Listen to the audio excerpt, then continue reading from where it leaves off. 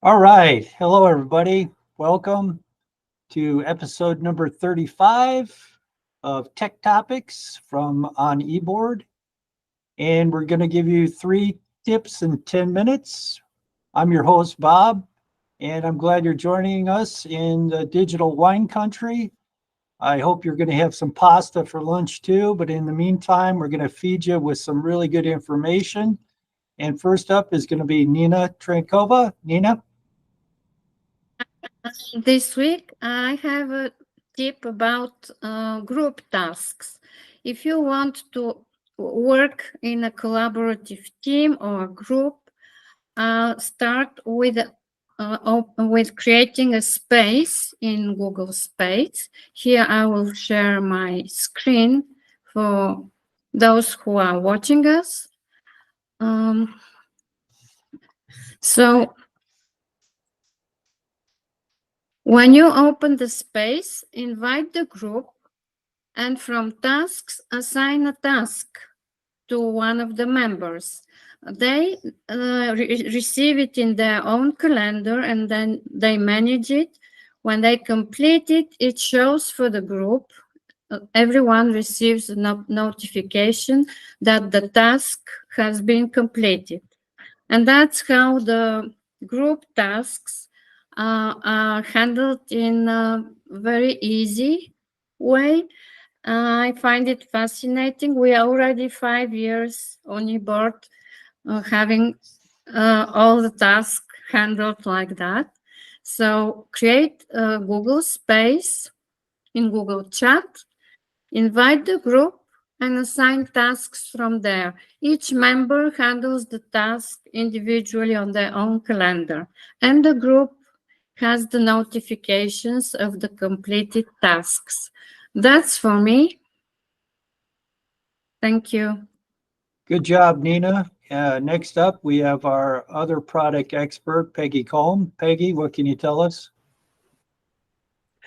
So this week, my tip is if you are scheduling posts or other content in advance and the time changes, like this weekend, we moved the clocks forward 1 hour in the US and Canada and other places, make sure your scheduled content is still scheduled to post at the correct time. Some platforms adjust for this time change automatically, others do not. So just confirm everything is going to post as you expect before the posting time. That's an excellent tip, Peggy, because I know I woke up this morning dealing with all sorts of analog clocks that were basically all wrong. Yep. Anyway, I'm going to talk about Google Photos. I use Google Photos as a backup basically for my smartphone. And anybody can get a Google Photo account if you have a Google account, and you will be given 15 gigabytes of free storage right off the top, okay? And what's nice about Google Photos is once it's in the cloud, you can access it with any device. And of course, you can use Google Photos not only on your smartphone, but as a desktop app too. And its real strengths are, again, it's kind of not heavy duty. It's kind of light and fluffy that you won't have to do a whole lot of work.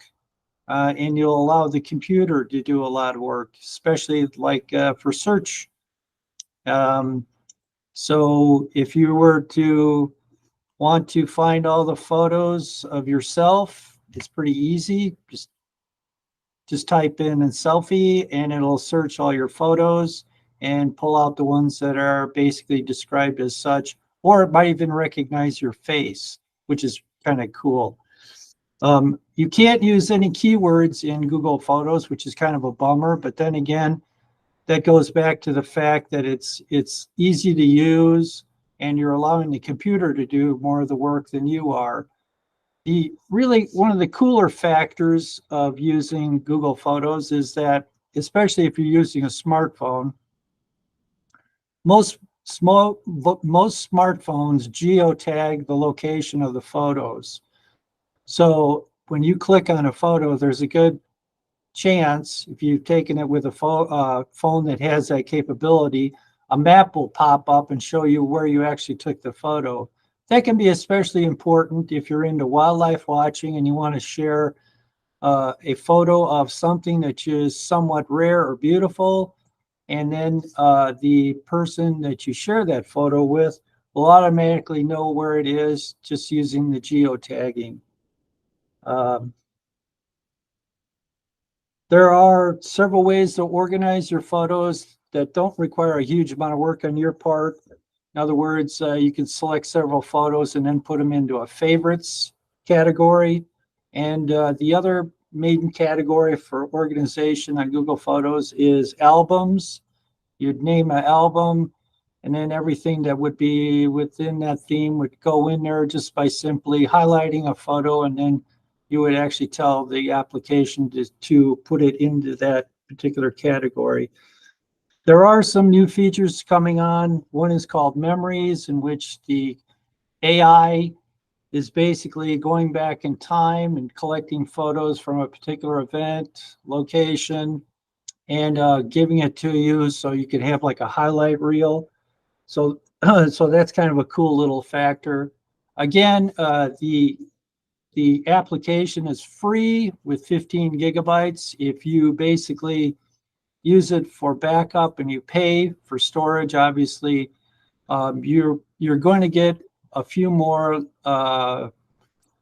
options when organizing your photos. It's not going to be a particularly big deal, but again, the idea of cloud-based, accessing from a variety of hardware, and you can download the particular pictures. The editing software is also kind of been upgraded to be a little bit more muscular, so it will use filters. The basic things that you'd find in any photo editing software, again, just not as robust. And that's it. Give it a shot. Okay. Thank you, Bob. Thank you. Let me close the session today. That was a long presentation of Google Photos. We use it. We like the heat map. We even don't. We talk via photos so much. Thank you, everyone, for watching and listening. Join us together on again on the 24th of March. That will be episode 36. Thank you. See you.